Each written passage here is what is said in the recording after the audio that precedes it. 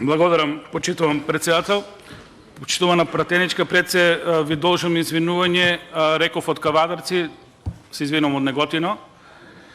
Направив лапсус во текот на дискусијата.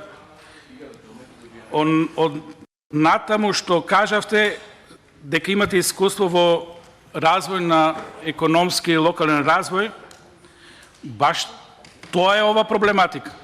Па не ми е јасно како во првата ваша реплика ми реплициравте дека нема потреба од овој пат, дека има алтернативни патишта, Радович, Струмица, Берово, и дека таму се направиле некои реконструкции на патот.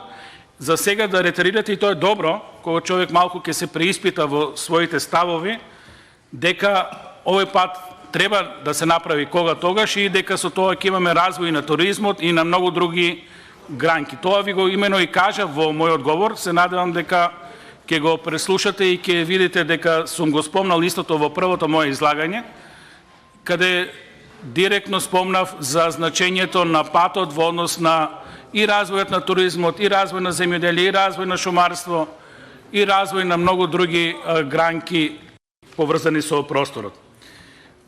Употребите збор вулгарен, не знам на што мисливте, значи воопшто нити ве навредив, нити употребив некој збор со некоја тежина, непристојно. Сметам дека апсолутно го искористите за самозаштита на нешто што не се случило, воопшто не соодействува со мој одговор, нити имам намера некој да навредам, нити имам намера да бидам вулгарен. Тама работа, јас ако сум вулгарен, тоа е опасна работа. Не сакам многу да држам до повеќе реплицирање, ваше право е понатаму. Меѓутоа, тоа што предлагам, да се земат средства од разни трансфери, износ, колку што е вредноста на патот. Значи, подобро е да се изгради патот Смилјанци-Владимирово, отколку да заглавиме некој секретар или некој службеник таму на Социјалдемократскиот сојуз, затоа што не знаеме овие директни трансфери каде ќе одат и каде ќе завршат.